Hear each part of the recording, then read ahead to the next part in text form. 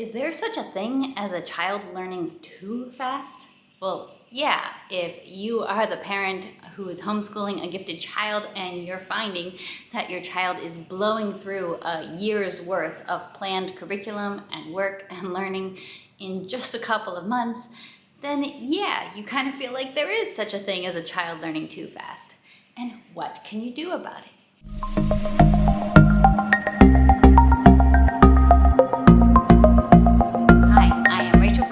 I love to make all the nerdy homeschool videos here on this channel. So if you like nerdy homeschool videos, definitely give this a like and subscribe to stick around for more.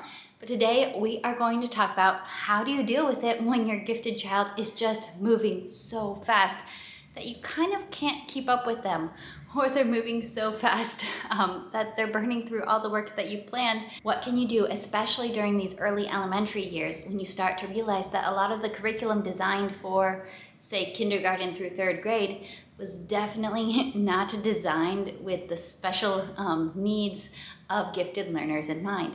How can you keep your gifted learners satisfied? How can you keep them going? I have two big concepts I want you to take away from this video. I'm going to introduce the concepts and then I'm going to give you a real life example of what this could look like in a specific situation. First of all, I want to say don't fight your child's natural pace of learning, because you're not going to win. It's pointless in the end. Don't fight this speedy pace that your young gifted learner just needs to have. Don't fight them gobbling it up. Don't try to hold them back and keep them reviewing and reviewing the stuff that they clearly already know. Don't fight it. Don't hesitate to let them progress at their own pace, to keep giving them more work once they finish the work that you thought ought to take them much longer than it actually did. So don't fight that. And then on the other hand, what you should do is think outside the box. And in this case, I'll define the box as their age and their official grade level. Think outside the box of their age and their grade level when it comes to creating work and creating assignments for them. Because these gifted learners don't necessarily fit into their age level box that, well, they don't necessarily fit into their grade level box. So you are going to benefit, and they are going to benefit a lot when you can kind of step outside of, oh, what is an age appropriate assignment for a 6-year-old, for a 7-year-old? What is a grade level appropriate assignment for a first grader, for a second grader? You're gonna have to set aside those standards, the grade level standards. You're gonna have to set aside those boxes for a bit to help you best figure out how to keep feeding the very eager to learn mind of your gifted student. So those are the two concepts I want you to walk away from this video with. And now I'm going to share an example of what this looked like in real life. I was homeschooled my whole life. I do fall into this umbrella of gifted learner, gifted homeschooling. And so I'm going to share from my own experience one of what I think is the best things that my mom did as she found herself unexpectedly homeschooling a gifted child. So I always say the best thing that she did was allow me to just fly at my own pace versus arbitrarily sticking to a curriculum schedule and how long a curriculum should take to complete or what should be taught at a certain grade level. And I'm going to give you a very specific example of this from those early elementary years, which do tend to be some of the most challenging when you are homeschooling a gifted learner. So from my own story and experience, from about 1st through 3rd grade, I had this funny habit of finishing the curriculum that my mom purchased for a year before Christmas. So she'd buy a year's worth of curriculum. This was, back in the 90s, we had very traditional curriculum options available to us, workbooks, simple stuff. There wasn't that many options. So she'd buy her curriculum for the year and I'd just race through it. I'd be doing worksheet after worksheet, lesson after lesson. I would know all the content very well. I'd be done by maybe November, done before Christmas break.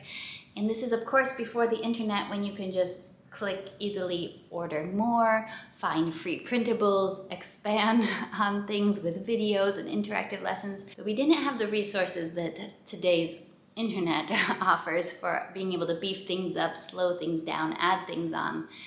And my mom also did not have the money to go out and buy a whole new level of curriculum at that stage in her life either. So she came up with what I feel is an incredibly awesome strategy. She definitely thought outside the box. And what she would do for me for basically the rest of the school year was hand me classic books. So we're talking Little Women, The Secret Garden, Little Princess, Eight Cousins, all of these types of Swiss Family Robinson, these types of books. She'd hand them to me, and she'd hand me a notebook and a pencil. And my assignment every day, I'd be read a chapter, and I would find words that I didn't know the meaning of as a first grader, second grader, third grader. Find words that I didn't know the meaning of. I'd look them up in the dictionary, copy down their definitions, and I'd do that as I went through the chapter. And then once I finished the chapter, I would write a summary of the chapter. After I wrote my chapter summaries, and however many chapters I got through during a school session in a day, my mom would take the time to go over my work with me. She would go over to see, did I choose the correct definition that fit the way the word was being used in the book? She would go over my summaries, and she would be correcting spelling. She'd be correcting grammar if I made grammar mistakes or punctuation, capitalization, and she would also be correcting for content to see were these actual good summaries. Was I actually honing in on the key points and the real action of the story versus details? You know what makes a good summary. Summary writing is actually a very challenging skill that many kids don't master until much later on into their life. So she was giving me these assignments, and she was taking the time every single day to go over these assignments. Now, this is why I call this thinking outside the box, because I have a lot of experience in education. I know a lot of teachers as well.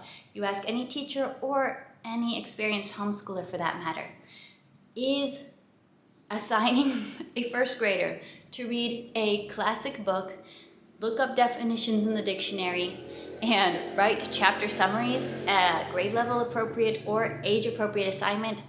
Anyone who knows anything about education and childhood development is going to say no. No, that's absolutely not. Maybe you will be reading aloud chapter books to your first grader and having them orally narrate back what they remember from the chapter, building the foundations of summary and writing skills. But you wouldn't actually be handing that kind of work to a first grader or even a second grader, and probably not a third grader either, in a typical scenario.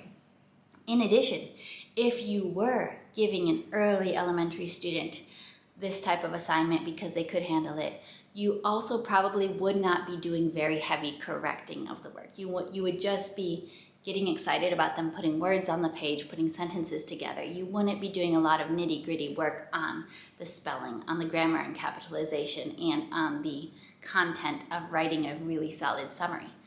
So on both levels, you wouldn't be giving this assignment in the first place, and that would not typically be recommended for an early elementary first through third grade student. And on a second level, you would not be doing hardcore checking and assessment and working on improving the writing. On both levels, that would not be something that's considered within the box of early elementary. And yet, I would say that is one of the most fantastic and brilliant assignments that my mom could have possibly come up with for me as a young and gifted homeschooled learner. And I don't even know how exactly she came up with it, because she was a young, inexperienced homeschool mom at the time. She had a whole lot of other small children and one very, very busy oldest daughter who she needed to keep occupied.